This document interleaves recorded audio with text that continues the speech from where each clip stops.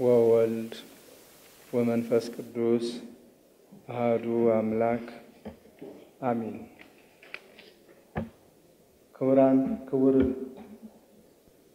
ረዳት ፕሮፌሰር ቀሲስ ግርማ ባቱ በመንበረ ፓትርያርክ ጠቅላይ ቤተ ክህነት በማህበራዊው ዘርፍ ምክትል ስራ አስኪያጅ፣ ክቡራን የመንበረ ፓትርያርክ ጠቅላይ ቤተ ክህነት የየመምሪያ ኃላፊዎች፣ እንዲሁም የአዲስ አበባ ሀገረ ስብከት የሚመለከታችሁ በሙሉ የገዳማትና የአድባራት አስተዳዳሪዎች፣ የተከበራችሁ አባቶቻችን መነኮሳት፣ እናቶቻችን መነኮሳያት፣ ክቡር ርዕሰ ሊቃውንት አባ ገብረ ኪዳን፣ በአጠቃላይ በዚህ ጉባኤ የተገኛችሁ በሙሉ ከሁሉ አስቀድሞ ልዑል እግዚአብሔር ቅዱስ ፈቃዱ ሆኖ በዚህ ዕለት እንድንሰባሰብ ስለ ገዳማቶቻችን እንድንወያይ ስለ መንፈሳዊ ሕይወታችን እንድንመክር የምንኩስና ሕይወት የጥንቱን የጠዋቱን ስርዓቱን በመጠበቅ ለሚመጣው ትውልድ ለማስረከብ የምንችልበትን ስራ ለመስራት ያሰባሰበን የፈቀደልን ከያቅጣጫው በዚሁ በጽርሐ ተዋሕዶ እንድንገናኝ የፈቀደልን እግዚአብሔር ስሙ የተመሰገነ ይሁን እያልኩ ሁላችሁንም እንኳን ደህና መጣችሁ እላለሁ በመንበረ ፓትርያርክ ጠቅላይ ቤተ ክህነት ስም። በቆይታችን ሁሉ እግዚአብሔር ከኛ ጋር ሆኖ እግዚአብሔርን ደስ የሚያሰኘውን ስራ ለመስራት፣ ለመወያየት፣ ለመወሰን የሚያስችለንን አቅሙን ጉልበቱን እንዲሰጠን ቅዱስ ፈቃዱ ይሁንልን። የተወሰኑ ጥቅሶችን አቅርቤላችሁ እንደተለመደው ከዚያ በኋላ ወደ ዕለቱ መርሃ ግብር ነው የምንሄደው። በመጀመሪያ ወደ ጥቅሱ ከመግባቴ በፊት ለዚህ ታላቅ ጉባኤ መምሪያው የገዳማት ማለቴ ነው፣ እንዲሁም የመምሪያው ኃላፊ መጋቤ ካህናት አባ ሀብተ ጊዮርጊስ፣ ሌሎችም በሙሉ ሆነው በዚህ አይነት አዘጋጅተው ጥሪውን አስተላልፈው እንድንገናኝ ስላደረጉና ለዚህም ስምረት የበኩላቸውን ኃላፊነታቸውን ስለተወጡ አመሰግናለሁ። እግዚአብሔር ይስጥልኝ እላለሁ። ሌላው ለዚህ ጉባኤ መመስረት ገዳማውያኑ በራሳቸው ተነሳሽነት በራሳቸው ጥረት ይሄ ታሪክ ስለሆነ መረሳት ስለሌለበት ነው። ገዳማውያኑ በራሳቸው ተነሳስተው የገዳማት ጉዳይ ያሳስበናል፣ የገዳማት ጉዳይ ቸል የሚባል አይደለም፣ መልኩን እየቀየረ ነው፣ ይዘቱን እየለወጠ ነው። ስለዚህ ገዳማቶቻችን እንደ ጥንቱ እንደ ጠዋቱ ስማቸው ከግብራቸው ግብራቸው ከስማቸው ጋር ተዋህዶ መስራት አለብን በሚል መንበረ ፓትርያርክ ጠቅላይ ቤተ ክህነቱንም ድምፃቸውን በማሰማት ወደዚህም በመመላለስ እነሆ የእግዚአብሔር ፈቃድ ሆኖ በብፁዕ ቅዱስ አባታችን እንዲሁም በመንበረ ፓትርያርክ ጠቅላይ ጽሕፈት ቤት አማካኝነት ሙሉ ፈቃዱንም አግኝቶ በቅዱስ ሲኖዶስም ዕውቅና ተሰጥቶት ሁለተኛ ጊዜ ለማክበር ስለቻላችሁ እንኳን ደስ አላችሁ። የበለጠ እንድትሰሩ እግዚአብሔር ይርዳችሁ እላለሁ። በዚሁ ወጣ ካጨበጨብን ወይ መተው ነው ወይ ደግሞ ሞቅ ደመቅ እንጂ የመነኮሳት ጉዳይ ስለሆነ እዚህ ላይ ጭብጨባው ቢቀር ግድ የለም። በዚህ በመነኮሳቱ አልተለመደምና በዛው ዝም ብሎ በጸሎት መተሳሰቡ ጥሩ ነው። ነጠብጣቡም የበዛ ለዚህ ነው ያለ ቦታው ጭብጨባ መጥቶ ነውና ግድ የለም። እግዚአብሔር ይስጥልን። በዚህ ዕለት ያው ብፁዕ ቅዱስ አባታችን በመካከላችን ተገኝተው ይመሩን እንደነበር ይታወቃል። የሆነ ሆኖ የተለየ ስራና አጋጣሚ መርሃ ግብር ስለተፈጠረ በሱ ምክንያት ነው መካከላችን ያልተገኙት። ግን እንዳሉ ነውና የምንቆጥረው በሃይማኖታችንም ስርዓት በመካከላችን አሉ ብለን እንድናስብ እንገደዳለን። እግዚአብሔር ከሁላችን ጋር ይሁን። የቅዱስነታቸውን ቡራኬ ይድረሰን። ወይቤሎ እመሰ ትፈቅድ ፍጹመ ትኩን ሀቲ ተርፈተከ ሁር ወሲድ ኩሎ ዘብከ ወሀብ ለነዳያን ወትረክብ መዝገበ በሰማያት ወጹር መስቀለ ሞትከ ወነአ ትለወኒ። ማርቆስ 10 ቁጥር 21 ላይ ያለው ኃይለ ቃል ነው። ፍጹም ልትሆን ከወደድክስ አንዲት ነገር ቀርታለች። ሂደህ ያለህን ሽጠህ ለድሆች ስጥ፣ በሰማይ ወይም በሰማያት ገንዘብ ታገኛለህ። የምትሞትበትን ማለት ክብር የምታገኝበትን ዋጋ የምታገኝበትን መስቀል ተሸክመህ መጥተህ ተከተለኝ። ይህ የእግዚአብሔር ቃል ነው።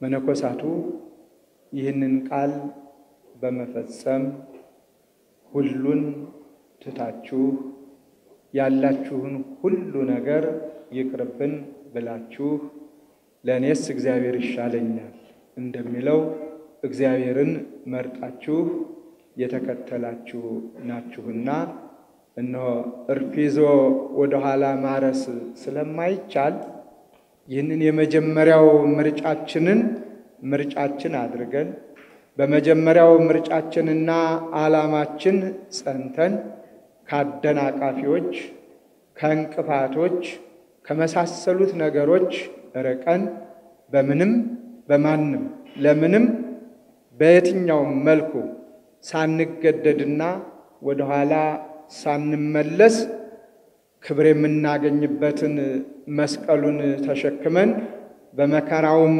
ጸንተን እስከ መጨረሻዋ ሕቅታ ድረስ ዓላማችንን ዓላማ አድርገን ከግቡ ለመድረስ ጠንክረን እንድንሰራ የሚያሳስበን የእግዚአብሔር ቃል ነው። ወደ ኋላ ማንም ማን ላይጎትተን በዚህ ጥቅስ ራሳችንን እንየው። እንደ ማር ይስሐቅም ከመጽሐፈ መነኮሳት አንዱ በሆነው ማር ይስሐቅ አስተፋጥን ለፈቲሃ ኩሉ ማይሰራት ዘአፋ እምኔከ፣ ካንተ ባፋ የሚሆን ዓለማዊ ነገርን ለመቁረጥ ጣር ትጋን። ዓለማዊ ነገር መልሶ የሚጎትተው ማንም መነኮስ እንዳይኖር፣ ማንም ማን እንዳይኖር ጥረት ትጋት ይጠይቃል። ለዚያውም በአዝጋሚነት ሳይሆን በፍጥነት፣ በግዴለሽነት ሳይሆን በትጋት። ምክንያቱም ጎታችሁ ብዙ ነውና ዓለምና ምኞቱ፣ ዓለምና ፍላጎቱ በተለያየ መልኩ እንቅፋት በመፍጠር የማይታየውን እያሳየ የማይጨበጠውን የሚጨበጥ እያስመሰለ በምኞት እያከነፈ ጠልፎ የሚጥል ነውና እንዲህ አይነቱን ቆርጦ ለመጣል ትጋት የሚጠይቅ መሆኑን ማር ይስሐቅ ይነግረናል። ምዕራፍ 1 አንቀጽ ቀዳማዊ ላይ ማለት ነው። ይቤ ቅዱስ ነፍስ እንተ ታፈቅሮ ለእግዚአብሔር ልዑል ይከውን ረፍታ ወተርላ ቦቱ በባሕቲቱ ሎቱ ስብሐት። ክብር ይግባውና እግዚአብሔርን የምትወድ ሰውነት ረፍቷ ተድላዋ እሱ ብቻ ነው። በዚህ ምክንያት ነው አባቶቻችን እናቶቻችን ዓለምን እንደ መርገም ልብስ ቆጥረው ዓለምንና ፍላጎቱን ንቀው የዓለምን ተድላና ደስታ በቃህን አንፈልግህም ከኛም ጋር ግንኙነት የለህም ብለው እግዚአብሔርን ተከትለው የመላእክትን ኑሮ ያስተማሩን ሰዎች ሲሆኑ መላእክትን መስለው ሌትም ቀንም በትጋት በጸሎት በትህርምት በስግደት እግዚአብሔርን እያመሰገኑ ለሰብአ ዓለም እየጸለዩ የኖሩት ከዚህ በመነሳት ነው። የበለጠውን ተድላ፣ የበለጠውን ደስታ፣ የበለጠውን ፌስታ ከእግዚአብሔር እንደሚያገኙ እርግጠኞች በመሆናቸው እነሆ ከእግዚአብሔር ጋር ኖረዋል። አኗኗራቸውንም አስተምረውናል፣ በቃልም በተግባርም በመጽሐፍም። ስለዚህ የነሱ ልጆች ሆነን የተተካን መነኮሳት መነኮሳያት አባቶቻችንንና እናቶቻችንን መስለን ከእግዚአብሔር ከሚገኘው ተድላ ደስታ የበለጠ ምንም ነገር አለመኖሩን አረጋግጠን ዕለታዊም ሆነ ጊዜያዊ ፈተናዎች ቢያንዣብቡ ለጊዜያዊም ሆነ ለዕለታዊው ለዓመታዊው ፈተና እጅ ሳንሰጥ እስከ መጨረሻዋ ድረስ በጽናት ከርኩሳን መናፍስት ጋር እንደ አባቶቻችን በስመ እግዚአብሔር እየተዋጋን ተግተን እንድንኖር እነዚህ ከላይ የጠቀስኳቸው ጥቅሶች ያስተምሩናል፣ ያስረዱናል፣ ያሳዩናል፣ ይመክሩናል፣ ይገስጹናል። ይሄ ለመግቢያ ያህል ይሄንን ካልኩኝ ከዚህ ውስጥ 2-3 ነገሮችን መዘዝ አድርገን ዛሬ ላይ ገዳማውያንና ገዳማውያኑን ምን ይመስላሉ? ምን እንመስላለን? አርቀን እዚያ ማዶ የምንለው ሳይሆን እኛን ራሳችንን እያገናኘን በጥቂቱ ራሳችንን እንድንመረምር ገዳማቶቻችንን እንድንቃኝ አሳስባችኋለሁ። ከላይ የተጠቀሰውን ጥቅስ ሰምተናል።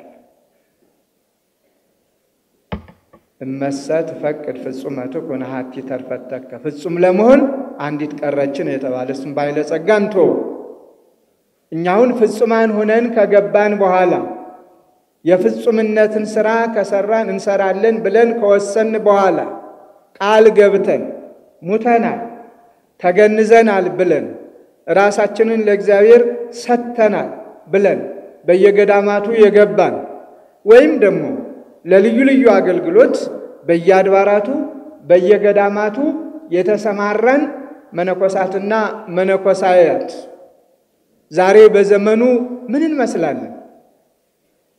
ወገኖችስ ምን እያሉን ነው? ለአባቶቻችን ለእናቶቻችን ይሰጡት የነበረውን ክብር እየሰጡ ነው? አባቶቻችን እናቶቻችንን ሲማጸኑ የነበሩት በጸሎት እርዱን ይሉ እንደነበረ ዛሬ እኛንም እያሉን ነው ወይስ ሌላ ስም ሰጥተውናል?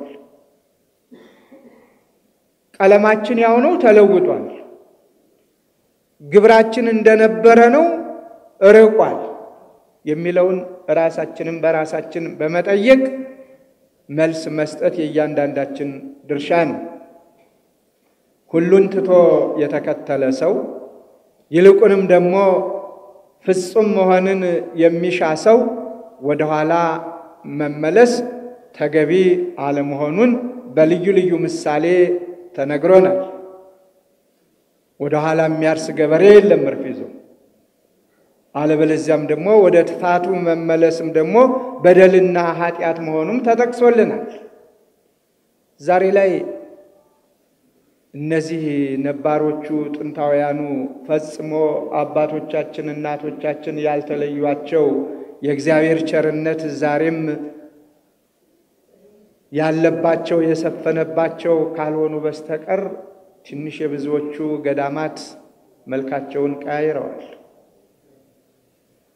ትናንትና እንደምታውቁት በገዳም ስርዓት የኔ የግሌ የሚባል ቁሳቁስ ፈጽሞ አልነበረም፣ የለም። የዕለት ድሪቶ መጥቀሚያ መድፌ እንኳ የዕለት መቆራረጫ ቤሳ ምላጭ እንኳ የኔ ናቸው የሚባሉ ንብረቶች አልነበሩም። ገዳሙ በሕጉ በስርዓቱ እንደመቁንን ቀንኖ ይሄ ያንተ፣ ይሄ ያንቺ፣ ይሄ የርሶ ብሎ ሲሰጥ ካልሆነ በስተቀር ዛሬ ግን መድፌ ምላጩ አይደለም። የአንድነት ምግባችን እንኳ እየተለወጠ ያለበት ሰዓት ነው።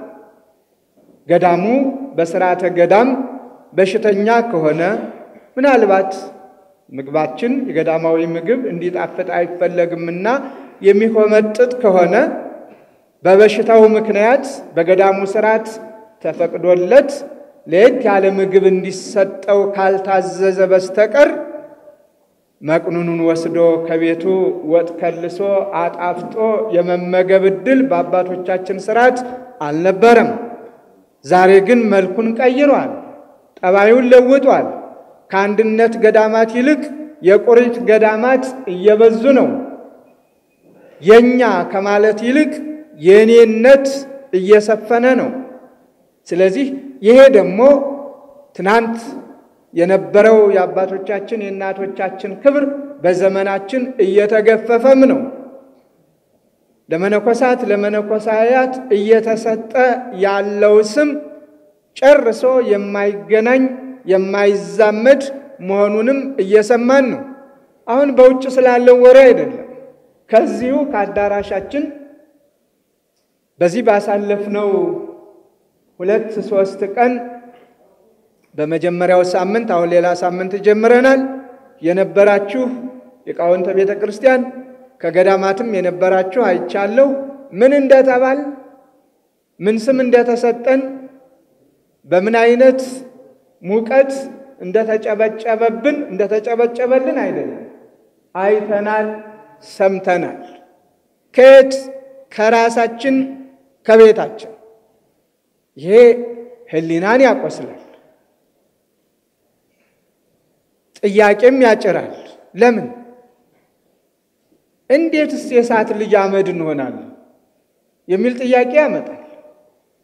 አባቶቻችን ስንቃኛቸው ሕይወታቸውን ስናይ አኗኗራቸውን ስንመለከት ራሳቸውን ለእግዚአብሔር የሰጡ ከጣመ ከላመ ከልዩ ልዩ መባልት የራቁ ሌትም ቀንም ተግተው የሚጸልዩ ከትሩፋት ወደ ትሩፋት የሚሸጋገሩ ልዩ ልዩ ገቢረ ተአምራትን የሚያደርጉ ከአባቶቻቸው በተሰጣቸው ጸጋ በተማሩት ከእግዚአብሔር በተሰጣቸው ክብር ልዩ ልዩ ነገሮችን እየሰሩ ቤተ ክርስቲያንን ከፍ ያደረጉ ገዳማቶቻችን በስነ ጽሑፍ በስዕሉ በማንኛውም በታሪኩ ባያያዙ አይደለም ገዳማቱን ጠቅላላ ቤተ ክርስቲያንን ጠብቀው ለመንግስት ተርፈው ለሀገር ትልቅ ኩራቶች ሆነው የኖሩ ንጉሳውያን ቤተሰቦች እንዲማሩ ጥበብን እንዲማሩ ማስተዋልን እንዲማሩ ግብረ ገብነትን እንዲማሩ አፍቅሮ ቢጽን አፍቅሮ እግዚአብሔርን እንዲማሩ ይላኩ የነበሩ ወደ የገዳማቱ ነበር።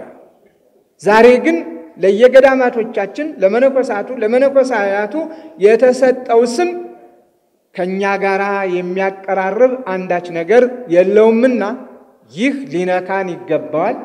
ይህ አይምሮአችንን ሊነካ ይገባል።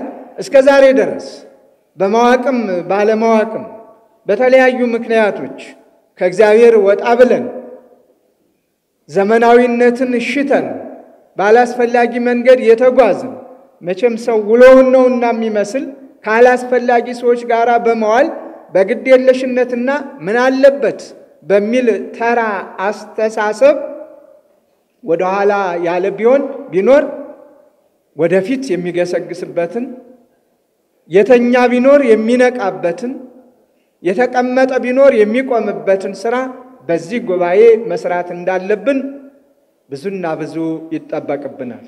ስማችንን ለማስመለስ ክብራችንን ለማስመለስ በእኛ ምክንያት እነዚህ ታላላቅ ገዳማት ድንቅ ሥራዎች የተሰሩባቸው በዓለም እጹብ ድንቅ የሚያሰኙ ተግባራት የተፈጸሙባቸው ኢትዮጵያን አቅፈው የያዙ የኢትዮጵያን የሀገራችንን ታላቅነት ከፍ አድርገው በዓለም መድረክ የሚያሳዩ የብርቅ ድንቅ ነገር ቅርሳ ቅርሶች መገኛ የሆኑ ገዳማቶቻችን የእውቀት ምንጭ መፍለቂያ የጥበብ ምንጭ መፍለቂያ የምርምር የጥበብ ዋና መሰረት የሆኑ ገዳማቶቻችን በእኛ ምክንያት ስማቸው ሊቀየር ሊለወጥ ስለማይገባ መነኩሴ የተባለ መነኮስ ሞተ የሚባለው ነገር ቀርቶ ዛሬ ሌላ ስም ሰጥተውናል። መንኮሰ ማለት ብለው ሌላ ስም ሰጥተውናል። መድገም አልፈልግም። ስለዚህ ሞተ በሚለው ትርጉም ብቻ ሞታችንን እያረጋገጥን የሞትነውም ደግሞ ለዓለምና ለፍላጎቱ መሆኑን በንስሐ ወደ እግዚአብሔር በመቅረብ በጸጸት በሮሮ የአባቶቼ ስም እንዴት በእኔ ምክንያት ይነሳል? የአባቶቼ ክብር እንዴት በእኔ ምክንያት ይዋረዳል? ስለዚህ ክብራቸውን መመለስ አለብኝ፣ ክብራቸውን መጠበቅ ማስጠበቅ አለብኝ በሚል ይህ ጉባኤ መዝከር ይኖርበታል፣ መወሰን ይኖርበታል። የውሳኔ ሐሳቡንም በአጽንኦት ለቅዱስ ሲኖዶስ አቅርቦ ማስወሰን ከዚህ ታላቅ ጉባኤ ይጠበቃል። ስለዚህ በአመጋገባችን፣ በአለባበሳችን፣ በአኗኗራችን የጥንቱንና የጠዋቱን ሥርዓተ ገዳሙን ተከትለን እንድንኖር ይህ ጉባኤ እንዲመክር ነው። ሌላው የምንኩስናን ሥርዓት ያመነኳኮስ ይህ ጉባኤ ባለፈው የሊቃውንቱ ጉባኤ አንዱ የመከረበት የዘከረበት የተወያየበት እንደ አንድ ትልቅ የቤተ ክርስቲያኒቱ ጉዳት አድርጎ የወሰደው ሊሻሻል ይገባዋል። ወደ ጥንቱ ይሻሻል ሲባል የነበረው አይደለም፣ ወደ ነበረበት ወደ ጥንቱ መመለስ አለበት የሚልም ውሳኔ ነው የወሰነ። ሰምታችሁታል። ምክንያቱም ዛሬ ላይ ብድግ ብሎ መንኩሻለሁ የሚባልበት ሰዓት ደርሰናል። እዚህ አብሮን የነበረ ሰውዬ ብድግ ብሎ አንዱ ገዳም ይሄዳል። በበነጋው እንግዲህ 40 ቀን የሚለውንም እንተው 7 ቀን መቆየት ተስኖት በሁለተኛው በሶስተኛው ቀን መጥቶ ከእኔ ቢጤው ቅስናውን ተቀብሎ ጨምሮበት መስቀሉን ይዞ ባራኪ ሆኖ በአደባባይ ብቅ ብሎ እናየዋለን። ይህ ከምን የመጣ ሥርዓት ነው? ነበረ ወይ? የአባቶቻችን ሥርዓት ነበር ወይ? አንድ መነኮስ ለመመንኮስ ከየት ነው የመጣ? ጥያቄ አለበት እኮ። ከትምህርት ቤት ከመንፈሳዊ ትምህርት ቤት ነው የመጣ? ከዓለሙ ውስጥ ነው የመጣ? ከቤተ መንግስቱ ውስጥ ነው የመጣ? የት ነው የመጣ? እንደመጣበት እንዳኗኗሩ ሊሰጠው የሚገባውን ቀኖና ተቀብሎ ከ3 ዓመት እስከ 12 ዓመት ደጅ ጸንቶ ኖሮ ክህነቱን ማለት ሥርዓተ ምንኩስና ፈጽሞ ከዚያ በኋላ የሚገባው ከሆነ ደግሞ ገዳሙ ይገባዋል ብሎ ለሊቀ ጳጳሱ ተጽፎለት ክህነት የሚቀበልበት ሥርዓት ነበረ። ዛሬ ግን ሁሉም አየር ባየር በመሆኑ ሥርዓተ ምንኩስናን ዝቅ አድርጎታል። ለስም አጠራሩም ክብሩን ገፎታል። ስለዚህ ወደ ነበረበት ለመመለስ ፍጹምነት ስለሚያስፈልግ ተከትለንሃል ካልን በኋላ እንደገና ደግሞ ሸሽተንሃል ርቀንሃል የሚለው ውድቀት ስለሆነ እንደ ተከተልነው መኖር ስላለብን በዚህ ይህ ጉባኤ ሊመክር ሊዘክር ይገባዋል። ሥርዓት ኑሮት ሕግ ኑሮት በአባቶቻችን ሥርዓት ያንኑ ሥርዓት በማጽናት ገዳማቱ ሁሉ ከየት ነው የመጣህ የሚል ለምሳሌ አንዱ ገዳም ላይ የኖረ መነኮስ ብድግ ብሎ እዚያ አውኮ ገዳሙን አመሰቃቅሎ ገዳማዊ ሥርዓቱን ገለባብጦ የቁሪት ፍላጎቱንና ምኞቱን ፈጽሞ አስፈጽሞ ከዚያ ሲነቃበት እውነተኞች አባቶች እናቶች በጸሎትም ወደ እግዚአብሔር አመልክተው አስፈንጥሮ ሲሰደው ከየት መጣህ ሳይባል ሌላው ገዳም ላይ ይገባል። ተመልሶ ደግሞ ያንን ገዳም ልክ እዚያ አድርጎት የነበረውን መልሶ እዚያም ላይ ሲያደርግ እናያለን። ስለዚህ ገዳማቱ የመናበብ የመነጋገር የመወያየት ከየት ነው የመጣ ከዚህ ገዳም እንዴት ነበረ ሕይወቱ ጤናማነቱ መንፈሳዊ ሕይወቱ ማለት ነው። ስለዚህ ለንስሐ የሚበቃውን ለንስሐ በማብቃት እንገፍትረው እያልኩ አይደለም፣ እንጣለው እያልኩ አይደለም፣ አንህ እንበለው እያልኩ አይደለም። ግን መጥፎ ጠባይህን እዚህ ጋር አስወግድ፣ ሥርዓተ ገዳሙ አይፈቅድም፣ ሥርዓተ ምንኩስናው አይፈቅድም በማለት ማረም ማስተካከል የየገዳማቱም ድርሻ ነው። ሌላው ደግሞ አሁን ዛሬ የሚታየው በገዳም ሥርዓት ወጣኒ የወጣኒነቱን ሥራ፣ ማዕከላዊው የማዕከላዊነቱን ተግባር፣ ፍጹሙም የፍጹምነቱን ሥራ መስራት እንዳለባቸው ሕግ ነው፣ ሥርዓት ነው። ዛሬ ግን ወጣኒው ብድግ ብሎ የፍጹምን ሥራ ሊሥራ ብሎ በየገዳሙ ይቀመጣል። አንድ ቀን በረድነት ሳያገለግል፣ አንድ ቀን ሳይላላክ፣ አንድ ቀን ሳይታዘዝ የወጣኒነቱን ተግባር ሳይጀምረው ማዕከላዊነቱንም ዘሎ የፍጹምነት ሥራ የሚሰራበትንም እያየን ነው። ይህንንም መጠበቅ ማስጠበቅ የገዳማቱ አንዱና ትልቁ ድርሻ ነው ብዬ አምናለሁኝ። ከዚህ ውጭ ደግሞ መነኩሴ አይባል መነኩሲት አትባል። ዝም ብሎ የሚኖሩ አሉ በገዳማት ዝም ብሎ የሚኖሩ። ሁለቱም አይለፈኝ።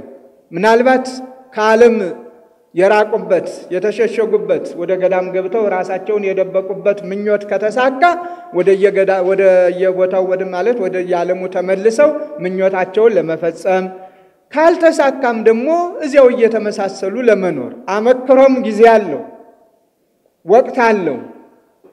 ከዚያም ሥርዓተ ገዳሙ ፈቅደንልሃል ሲል የገዳሙን ሥርዓት ሕግ ተቀብሎ ምክር ተቀብሎ መፈጸም ያንድ መናኝ ግዴታው ነው።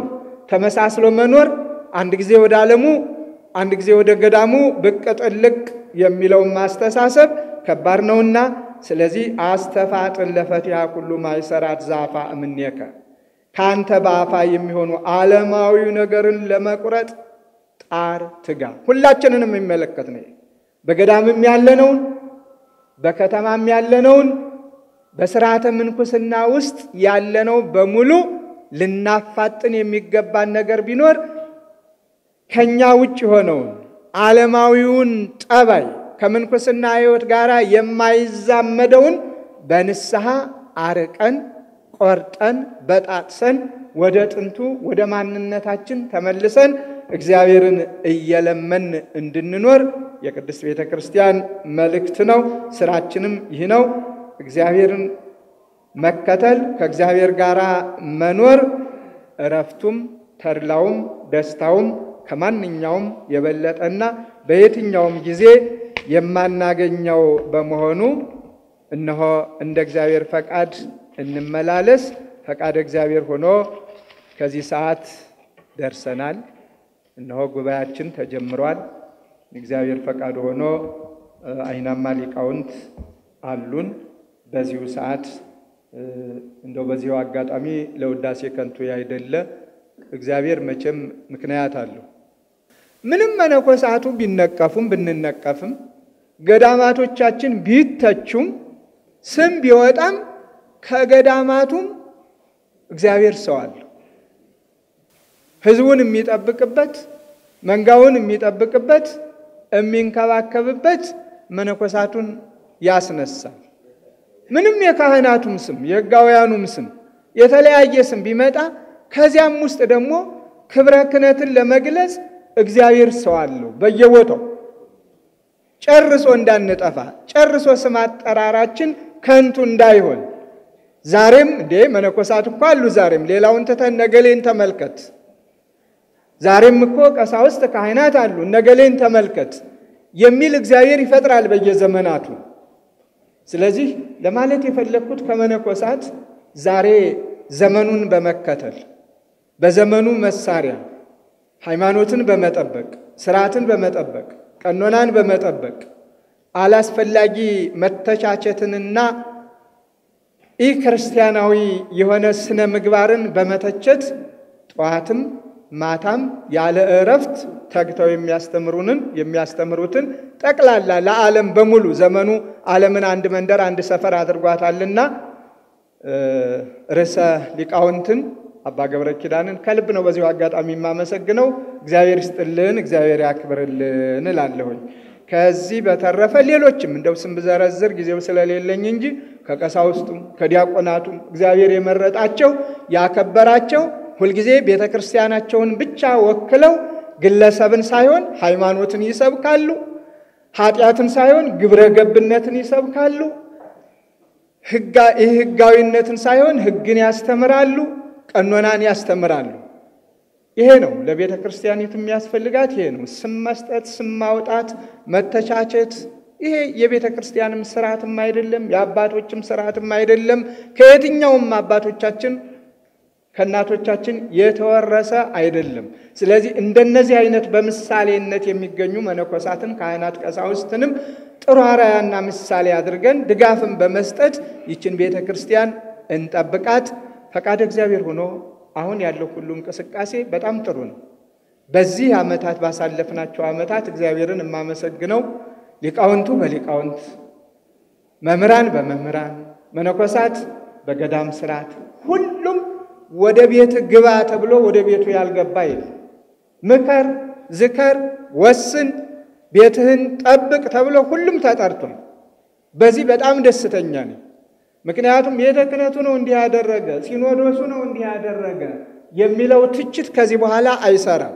ኃላፊነታችሁን ሁላችሁም ተረክባችሁ ስሩ ብሎ ቤተ ክህነቱም ቅዱስ ሲኖዶሱም ቅዱስ ፓትርያርኩም በሩን ክፍት አድርገው ግቡ፣ ምከሩ ብለዋል። ሐሳባችሁን አቅርቡ፣ ወስኑ መልእክቱ ተላልፏል። ለዚህ ነው ሊቃውንቱ አሁን ባለፈው በጣም እጅግ ያኮራ ነበር። ያልተዳሰሰ ያልተፈተሸ አንዳች ነገር የለም። በቅደም ተከተል ሚዲያዎቻችን ይለቁታል ወደፊት ብዬ አስባለሁኝ። የሚመለከተው ክፍል እያየ ሊቃውንት ጉባኤው እያረመ ገዳማቱ የገዳማቱን ሌላውን የሊቃውንቱን ስም ክብር የሚጠብቅ የገዳማቱን ስም ክብር የሚጠብቀውን ቤተ ክርስቲያን ማን ነበረች፣ ወደፊትስ ማንነቷን ይዛ እንዴት ትቀጥል የሚለውን በመካከሉ ዝም ብሎ ብድግ ብሎ ቀኝ ግራ የሚያናፍሰውን ቤተ ክርስቲያኒቱ መሪ ሰሪ እንደሌላት የሚያስመስለውን መቋቋም ከዚህ ትውልድ ከዚህ ዘመን ይጠብቃል። በተለይ አባቶቻችን ቅድም ርዕሰ ሊቃውንት የመረጡት ጥቅስ ምስባኩን ማለት ነው በቅድመ መላእክት ከብለው መመሪያ ሰጥተውልን ስጡ ብለን ተሰብኮልን። ይህ ጥቅስ ዝም ብሎ አይደለም የተጠቀሰው፣ ባንታደል ነው እንጂ ዛሬ ላይ ጥንት የታደሉት አባቶቻችን እናቶቻችን በሥርዓተ ምንኩስና ይጓዙ የነበሩት ሁሉ አይደለም በሥርዓተ ምንኩስና የሚኖሩ ወጣንያኑ አርድእት ራሳቸው ሳይቀሩ ሰዎች ሲሆኑ መላእክትን መስለው እግዚአብሔርን ሲያመሰግኑ ስለነበረ በዚያው ሕግና ሥርዓት ዛሬም ከቦታው ልንጠፋ ስለማይገባን እንደ መላእክቱን መስለን ለእግዚአብሔር እንስገድ፣ ለእግዚአብሔር እንገዛ፣ ለእግዚአብሔር እንዘምር የሚለው ነው። ወንጌሉም ከዚያው ጋር ተያይዞ ይሄ ጥላቻን፣ ቂምን፣ በቀልን፣ ክፋትን ሁሉ አርቀን ይቅር ባይነትን ገንዘብ አድርገን ከእግዚአብሔር ጋር እንድንኖር መመሪያ ሆኖ ነው የተነበበልን። የእግዚአብሔር ቃል ነውና መመሪያችን ነው፣ መካሪያችን ነው። ስለ ሁሉም ነገር እግዚአብሔር የተመሰገነ ይሁን።